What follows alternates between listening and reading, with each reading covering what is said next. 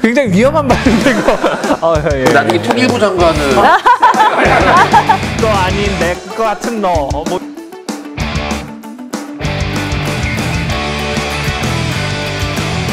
네, 안녕하세요. 민주평화통일자문회의 충북지역회의의 청년위원장 송윤호입니다.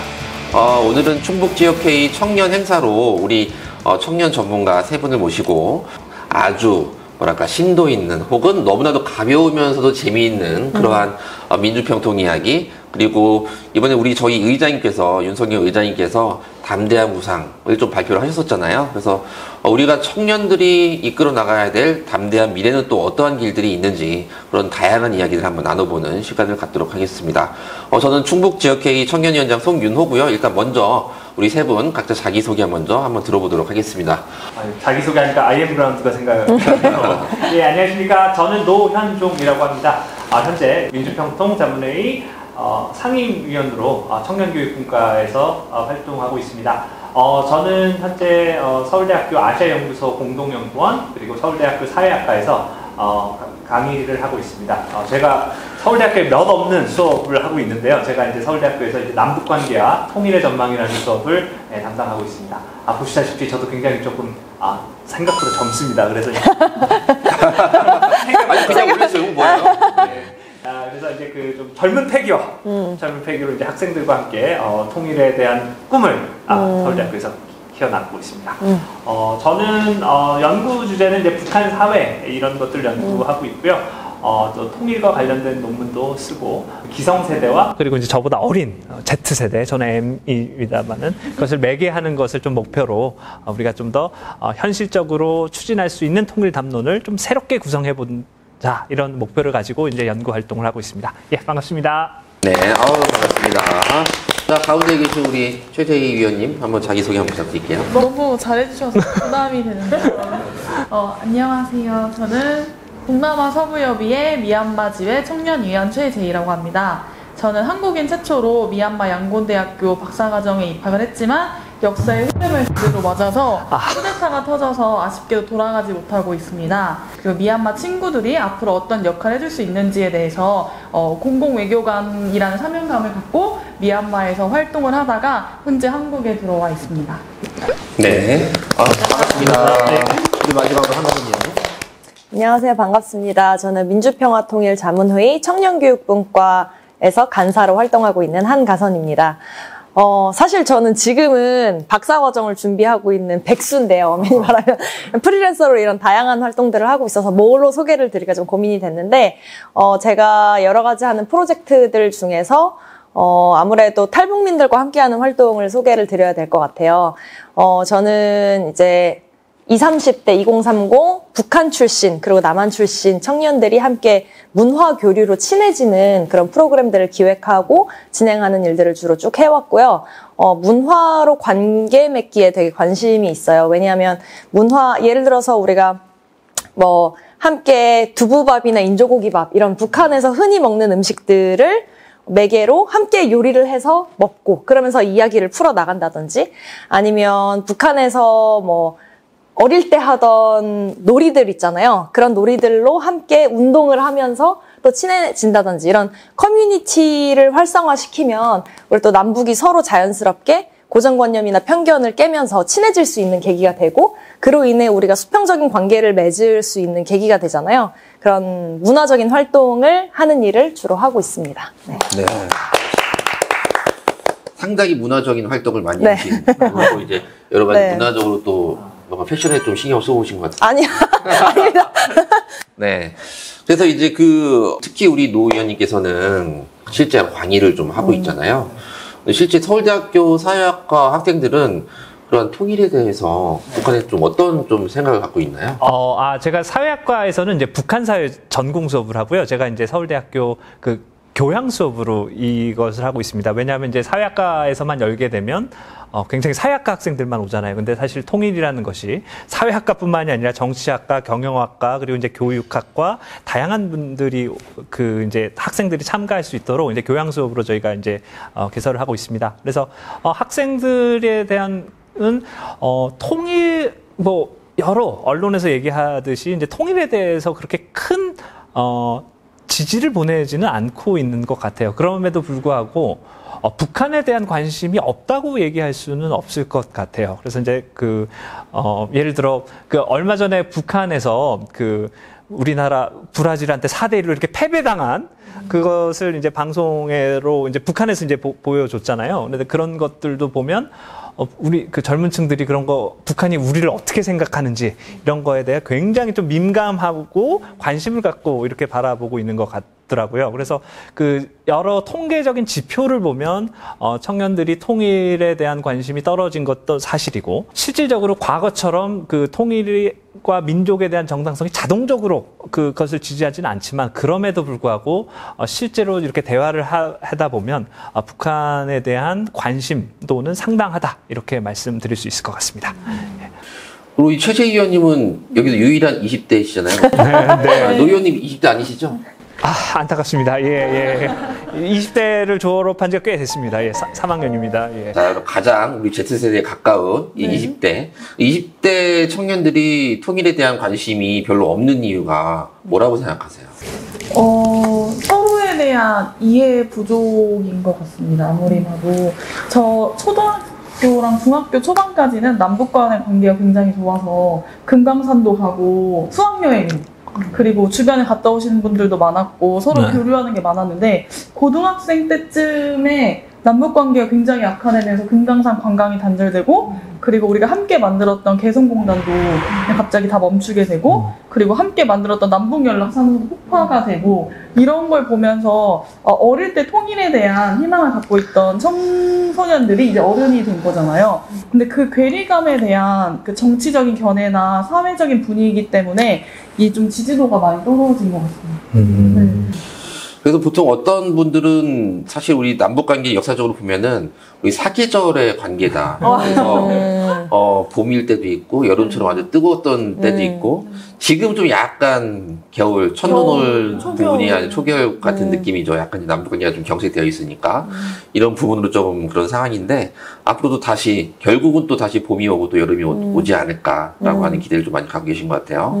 그러니까 우리 한가선 의원님께서는 특히 이제 좀 아까 설명 듣기로는 특히 이제 북한 이탈했던 이제 청년들하고 우리 남한에 있는 청년들과 함께 같이 어떤 문화 공유도 하고 행사도 많이 하고 그러시는데 그때 좀 아까 이제 서로에 대한 이해가 부족해서 통일에 대한 그러한 지지도나 의식이 좀 떨어진다라고 했을 때 실질적으로 우리 대한민국 청년들이 탈북한 청년들하고 만나서 뭔가 문화를 공유할 때는 어떤 좀 분위기던가요?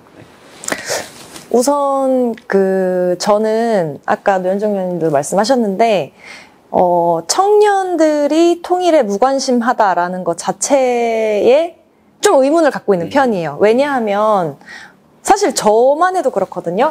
이제 설문조사 같은 거 하잖아요. 그러면은 통일에 찬성하십니까? 반대하십니까? 이렇게 아무 맥락 없이 딱 설문조사가 와요. 그럼 저는 되게 고민을 많이 한단 말이죠. 여기서 말하는 통일이란 어떤 통일을 말하는 것일까?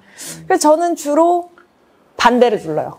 왜냐하면 그 통일을 이제 영토를 하나로 합치고 체제를 하나로 합치고 뭐 수도를 하나로 만들고 이런 류의 통일을 말하는 거라면 저는 그거는 반대하는 편인데 그래서 그 반대를 누르면 제 통계는 어떻게 잡히냐면 30대 청년 통일 무관심 이렇게 나온단 말이죠. 그럼 제가 하는 수많은 활동들이 무관심 속에 묻혀버린단 말이에요. 이게 양적 조사의 좀 한계라고 생각해요. 그래서 질적 조사를 이제 할 필요가 있다고 생각을 하는데 그런 것처럼 제 주변에도 그 월드컵 방송이 어떻게 나갔는지에 대해서 이야기를 하는 그러니까 이런 우리와 함께 활동하는 청년들 말고 예를 들어 제가 하는 취미 활동인 뭐 풋살이라든지 요가 한 친구들이라든지 그냥 일반 생활을 하고 있는 친구들 중에서 이런 얘기를 하는 친구들이 많아요. 제가 사실 매체가 어디였는지 정확히 기억이 안 나는데 그 영상이 많이 돌더라고요. 월드컵에서 우리 북한이 방송할 때 H조에 속한 우루과이, 가나의 한 개 팀 이런 게 되게 웃겨가지고 북한은 우리를 이렇게 소개하는구나라는 게 새롭잖아요. 네. 그런 식으로 많이 회자되고 밥 먹으면서 이야기를 하고 하는 걸 보면서 이게 북한이라는 그 정보가 별로 없기 때문에 이야기를 많이 안 하는 거지. 어떠한 새롭고 신선하고 재미있는 소재가 등장하면 예를 들어 사랑의 불시착처럼 되게 많이 이야기를 한단 말이죠. 그래서 우리가 20, 30대 뭐 MZ세대가 관심이 있느냐 없느냐 관심도가 떨어진다 이런 이야기를 할 때는 통일에 대한 관심과 또 북한에 대한 관심은 달리 이야기를 할 필요가 있다고 생각을 하고요. 실제로 제가 하는 활동 속에서 예를 들어서 제가 자주 말씀드리는 이제 사사기라는 북한의 카드 게임. 북한에서 남녀노소 누구나 많이 하는 그런 카드 게임은 이제 탈북민들이 다 좋아하고 잘 친단 말이죠. 그런 걸로 동호회를 만들어서 활동을 했을 때 이제 남한 출신 청년들이 와서 함께 하는데 되게 이게 심리전도 섞여 있고 재미있는 카드 게임이에요. 이러다 보니까 막 그 북한에서 하는 그 용어들도 배우고 싶고 막 가르쳐 달라고 하고 함께 이런 재미있어 하면서 또 친구들도 데려오고 이런 걸 보면서 절대 관심이 없지 않다. 단지 어떠한 재미있는 연결고리가 부족했을 뿐이다. 저는 그렇게 생각을 합니다. 그래서 충분히 다양한 문화적인 재미있는 요소들을 더한다면 우리가 북한이나 통일에 대한 관심, 청년의 관심을 충분히 끌어올릴 수 있다고 저는 생각해요. 예, 저도 뭐 한마디 좀 덧붙이자면요. 이제 정치학에서 어떤 얘기가 있냐면, 우리는 이제 투표율 감소가 어떤 정치 참여의 무관심이라고 얘기하면서 이걸 굉장히 우려하는 목소리가 많잖아요. 근데, 투표율이 떨어지는 건 사실인데, 그럼에도 불구하고 정치에 대한 관심도가 꼭 투표로만 집계될 필요는 없는 것 같아요. 그러니까 우리 예를 들어 명절 때 어르신들 정치에 대한 얘기가 너무 많이 하죠. 그리고 이 얘기하는 이유는 정말 정치에 관심이 없다면 그런 얘기가 나오지도 않겠죠.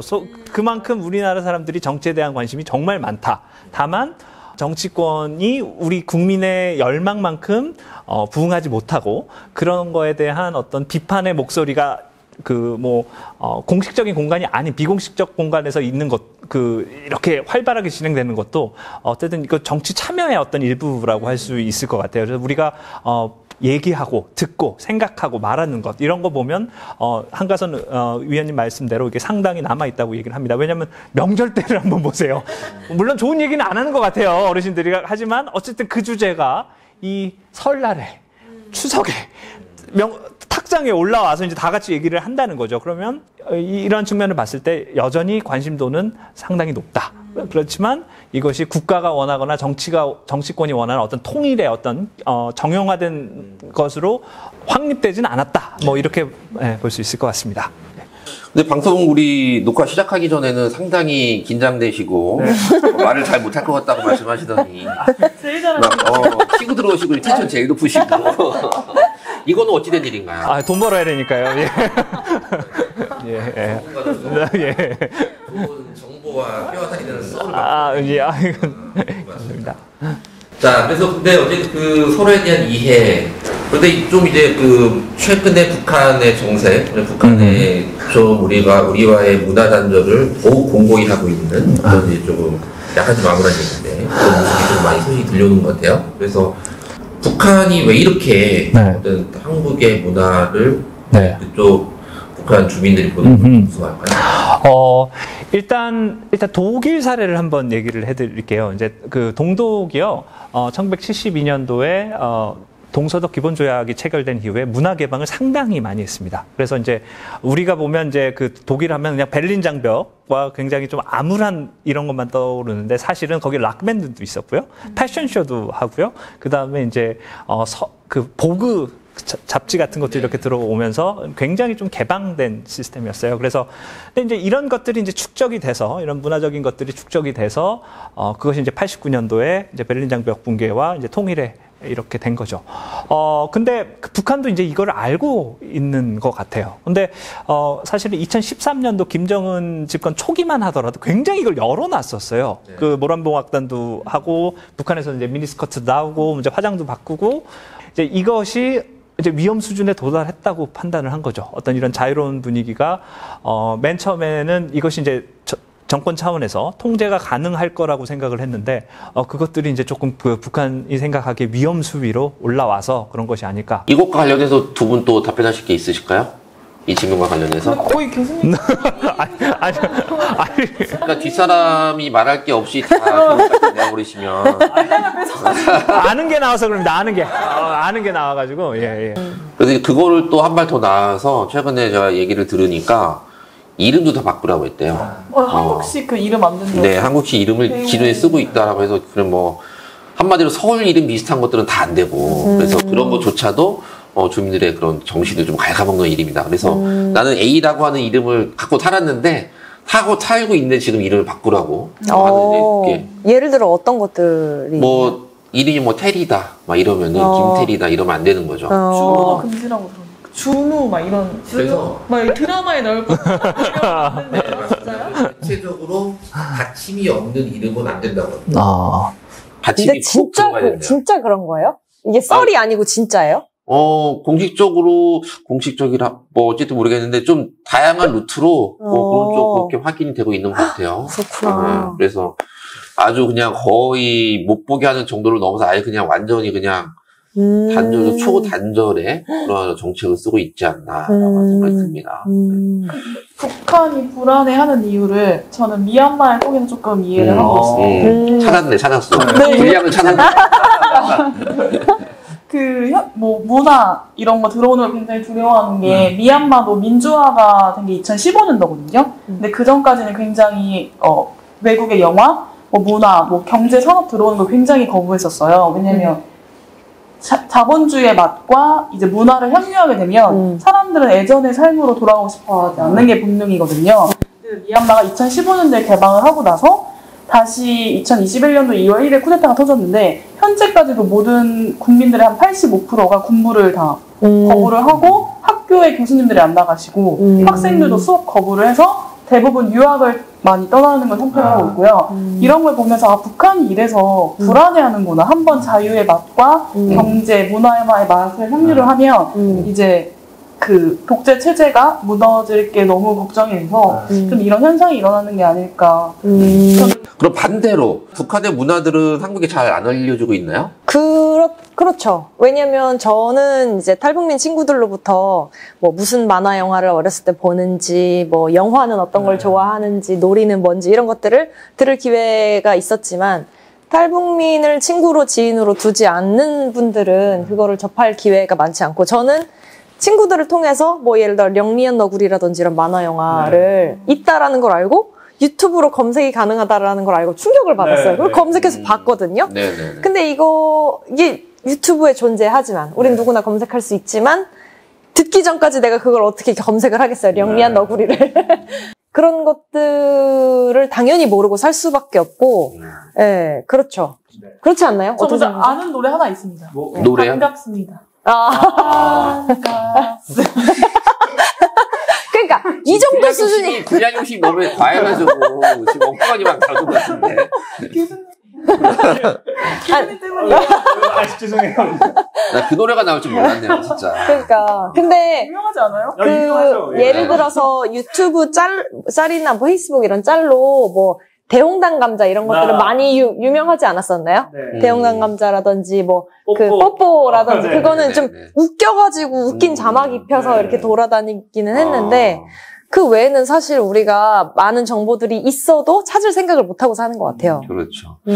그래서 지난번에 우리 노 의원님하고 우리 저녁 먹으면서 그때도 얘기 나섰는데 북한의 문화들이 너무 들어오면은 오히려 감정이 더 안 좋아질 거다. 네.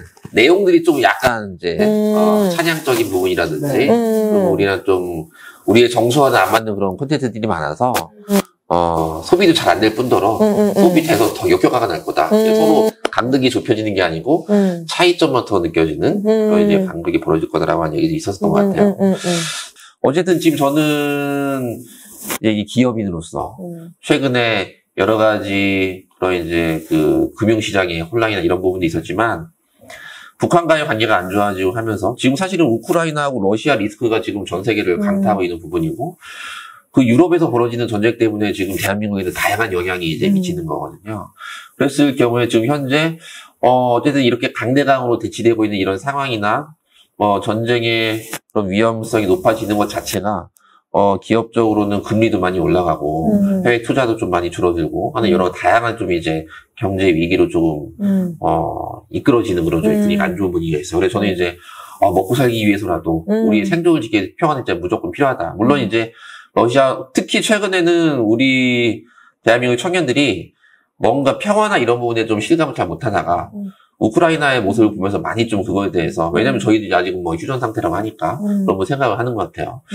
그래서 이제 이후로 우리 청년들이, 통일과 평화, 이런 거에 대해서 좀 더 공감대를, 특히 이제 우리가 민주평등 차원에서, 아니면 정부의 뭐 담대한 구상 차원에서 이런 것들에 대해서, 뭔가 좀 우리, 청년들이 더 공감을 하거나, 더 관심을 갖게 하려면, 어떤 거를 좀 우리 정부나 민주평등에서 해야 될까요?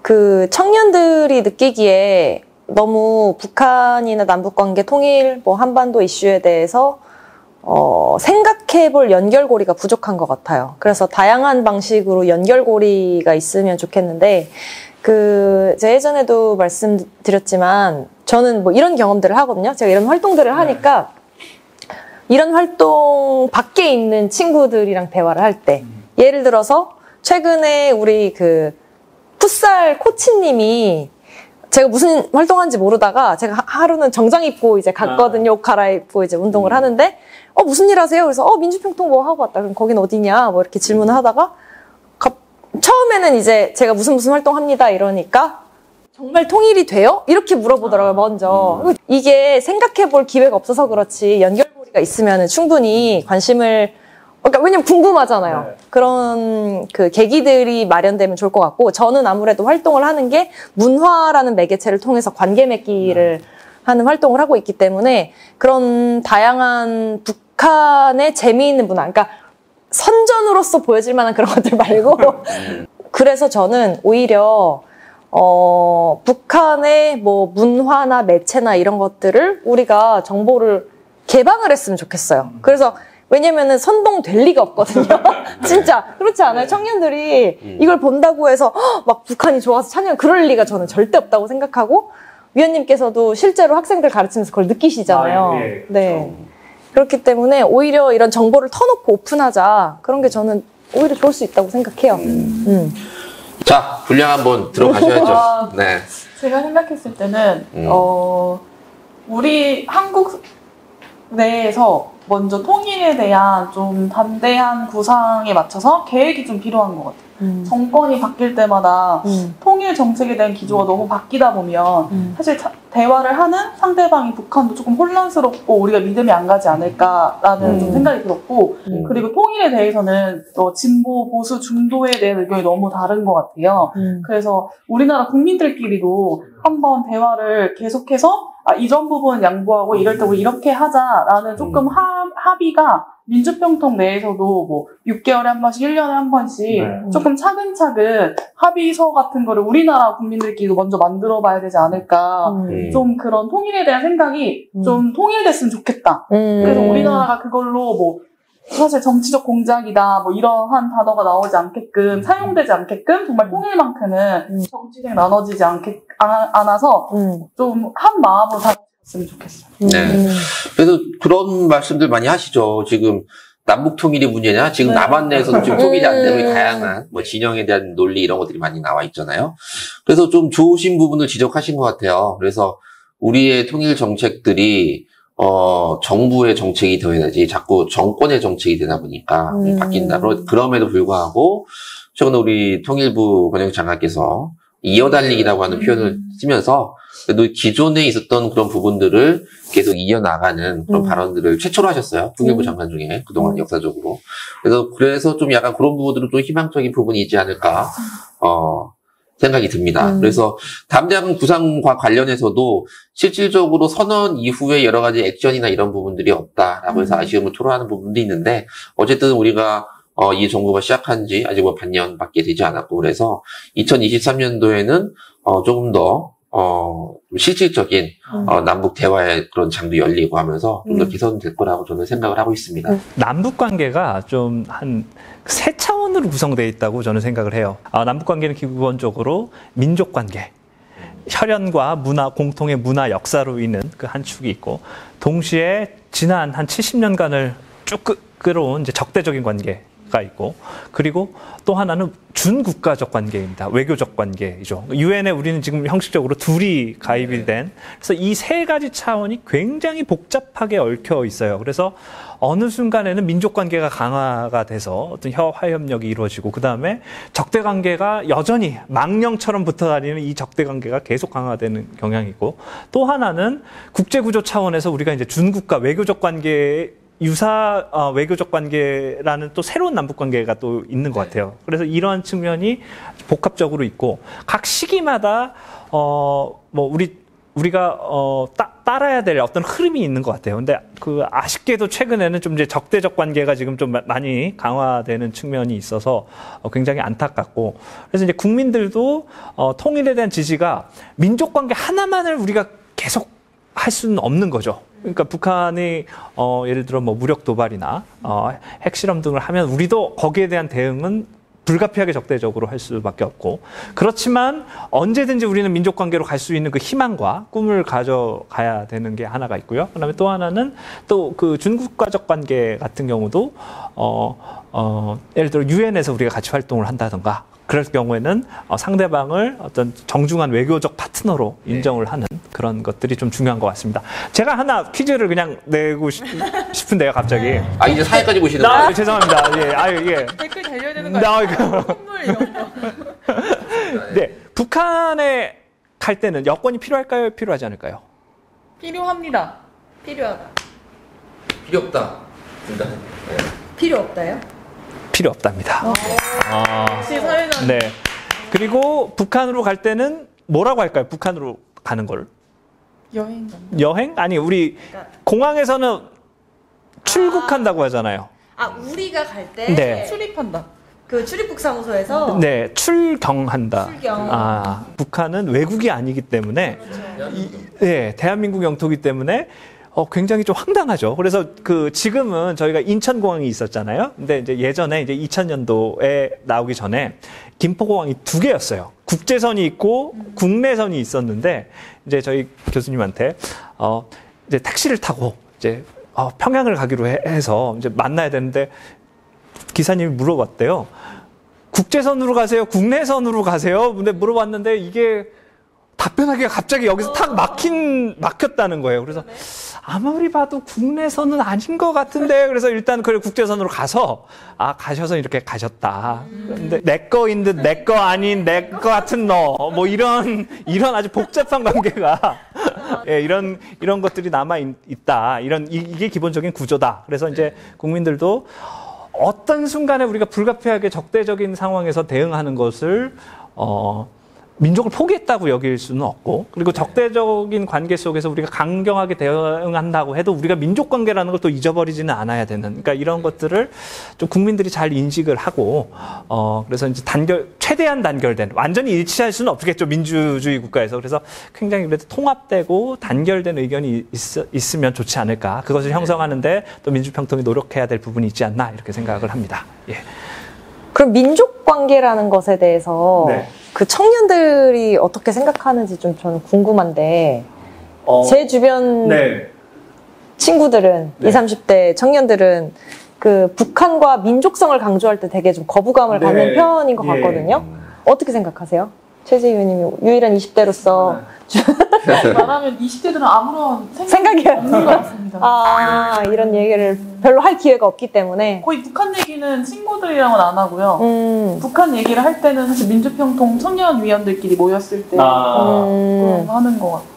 제 수업에 어떤 한 기악과 학생이 한 명 있었어요. 이제 피아노를 전공하시는 분인데, 이제 기말 레포트 쓸 때 굉장히 주제 잡기가 어려웠었어요. 그래서 한번 그 친구들의 의견을 한번 물어보고 인터뷰한 걸로 한번 기말 레포트를 작성해 보세요 했더니, 과연 친구들이 잘 이렇게 알까 뭘까 이렇게 걱정을 했는데 너무 잘해왔어요. 친구들한테 막상 물어보고 네 의견이 뭐니 하면서 이렇게 얘기를 해보면 거기에 대해서 이렇게 쭉 얘기할 수 있는 역량은 또 우리 청년들이 또 갖춰져 있는 것 같습니다. 근데 확실히 말씀하다시피 민족 관계는 예전에 비해 약해졌던 것 같아요. 정확히 예전에 비해. 그러니까 80년대 말, 90년대 초에 민족만 들으면 그냥 가슴이 벅차오르고 막 눈물이 날았던 그 시대는 분명히 지나갔다고 생각을 합니다. 그럼에도 불구하고 여전히 그 북한에 대한 궁금증, 그리고 우리랑 말이 통한다는 것, 그리고 어쨌든 뭐 지난 70년간의 역사는 조금 공유하기가 어렵지만 그래도 그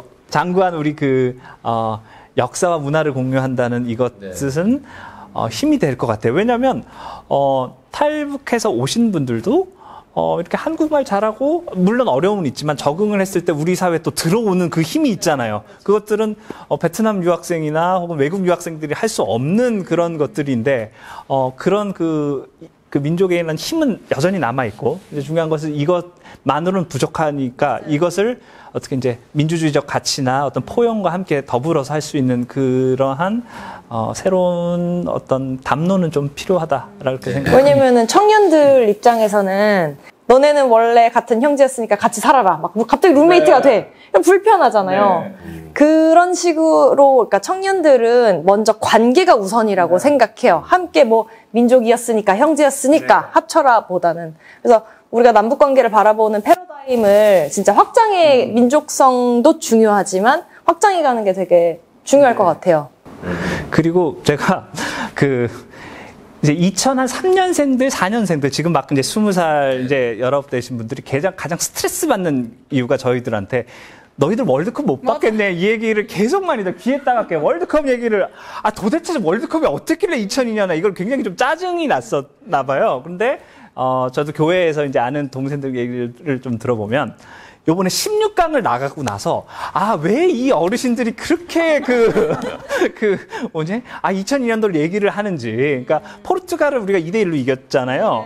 그때 그런 걸 몇 번을 더 했다고 생각을 하면, 왜 저 양반들이 이 얘기를 계속 하는지 알 수 있겠다. 그게 뭐냐면, 그 친구들한테 월드컵 경험 안 해본 사람한테 2002년도를 얘기를 해봤자 알 수가 없는 건데, 우리의 경험과 그들의 경험을 어떤 매개시키는 무언가를 잘 찾아내면 상호 이해가 이렇게 증진이 되는 거잖아요. 그래서 2002년 얘기하는 아저씨 꼰대가 아니라 우리 16강을 가보니까 저 아저씨들은 저런 감격을, 그리고 그 장소가 또 우리나라에서 얼마나 더 격했겠어요. 이런 식으로 우리가 차분하게 이렇게 하나하나 이렇게 접점을 찾아가는 게 굉장히 좀 중요한 것 같습니다. 네. 아마 좀 우리끼리의 좀 뭐랄까 생각과 어떤 공감에 대한 통일성, 이런 것들이 상당히 중요한 시기다라고 하는 것들을 전반적으로 말씀해 주신 것 같습니다. 그래서 오늘 좀 이제 마무리를 좀 해볼 건데요. 마무리는 이제 한 분씩, 앞으로 나는 대한민국의 평화와 통일에 대해서 어떠한 생각을 가지고 어떠한 역할을 하면서 살고 싶다. 요거 짧게 한 번씩 하시면서 마무리 해보겠습니다. 해외자문위원회 19기, 20기 때부터 하면서 미얀마에서 장관님들이나 국회의원님들을 만났을 때 미얀마도 135개 소수민족이 있어서 평화에 대한 키워드가 굉장히 중요한데 한국에는 이런 평화와 통일에 대해서 어떤 기구가 있냐라고 많이 물어봤을 때 저는 민주평통이 있습니다라고 대답을 드렸었거든요. 제가 그때 그래서 내가 한국과 미얀마 간의 평화 프로세스를 공유할 수 있는 중간 공공외교관 역할을 할 수 있구나를 그 미얀마 유학생활 하면서 많이 겪었던 것 같아요. 그래서 제가 지금은 미얀마가 상황이 좋지 않아서 현지에 들어가지 않지만 망명에 나와 계신 미얀마 분들, 그리고 유학생분들, 그리고 아니면 더 넓혀서 아세안 국가에 있는 분들을 만나면서 한반도 평화 통일이 왜 그분들께도 도움이 되는지, 왜 우리가 한 목소리를 함께 내야 되는지를 해외 여론을 수렴하는 역할을 하는 사람이 되고 싶습니다. 멋있네요. 준비해봤어요? 아주 일목요연한데? 마음속 충분히 원력입니다. 네. 우리 노 의원님 한 말씀 해주시죠.